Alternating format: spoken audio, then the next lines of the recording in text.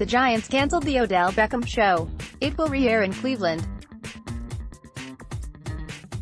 After a year of rumors connecting the same handful of suitors over and over with Beckham, the Giants traded their mercurial wide receiver to the Browns in exchange, according to multiple reports, including NFL Network's Mike Garafolo first and confirmed by NJ Advance Media. The Rams, Patriots, Browns and 49ers were the most common teams reported to be interested. The Giants are getting a first-round pick, a third-round pick and safety Jabril Peppers, an East Orange native, in return. It is the second trade between the teams in 5 days. Even with all the figurative, sometimes literal, smoke around Beckham, it still is stunning to see the fire. Beckham had the best statistical 3-year start to his career of any receiver in NFL history, and rebounded from a devastating ankle injury to reach 77 catches for 1,052 yards and 6 touchdowns in 2018. But he has missed the same amount of games due to injury as he has played, 16 of each, over the last 2 seasons.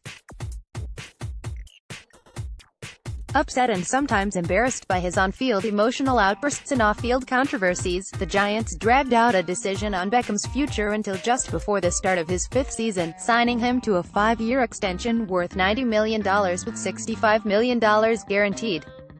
Almost immediately the Giants had reason to regret it, which might have been in their thinking all along given the structure of the deal. The Giants take on $16 million in dead cap, only $1 million more than compiled with last season's trade of Jason Pierre-Paul, and add $5 million in available cap space with the trade. With the team off to a 1-3 start, Beckham granted an interview to ESPN in which he sounded unhappy living on the East Coast and did not support embattled quarterback Eli Manning, all while sitting next to rapper Lil Wayne. It epitomized Beckham's crossover into pop culture celebrity, not just superstar athlete. The Giants fined him for his comments and coach Pat Shurmur was left fuming. But the Giants put up with Beckham for this long because teammates loved him for his generosity, sharing his perks, his passion for winning and his unquestioned work ethic. Not to mention his production, which included climbing to 4th in franchise history in catches, 4th in touchdown catches and 2nd in receiving yards in just 59 games played. Losing Beckham might create fewer headaches for the 38-year-old Manning, but it won't help him get back to his 2-time Super Bowl MVP form. Manning's numbers over the last 5 years without Beckham in the lineup are startling compared to his numbers when targeting arguably the NFL's best receiver. The Giants only went to one playoff game during Beckham's tenure, and lost to the Packers when Beckham struggled with drops after being at the center of a boat trip to Miami during an off day in the practice week. The Giants still have plenty of playmakers, beginning with 2018 NFL Offensive Rookie of the Year running back Saquon Barkley. Tight end Evan Engram, wide receiver Sterling Shepard and wide receiver Corey Coleman all are former 1st or 2nd round draft picks.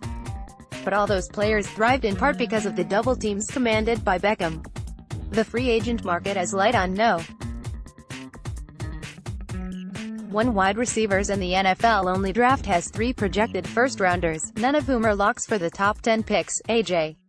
Brown and D.K. Metcalf of Ole Miss and N'Keal Harry of Arizona State.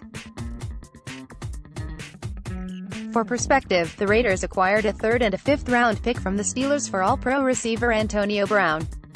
The Raiders dealt 24-year-old receiver Amari Cooper to the Cowboys for a 1st-round pick.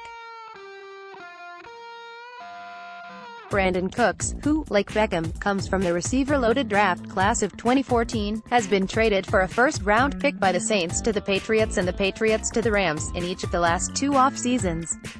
Ryan Dunleavy may be reached at rdunleavy@newadvancemedia.com. Follow him on Twitter at @rydunleavy. Find our Giants coverage on Facebook.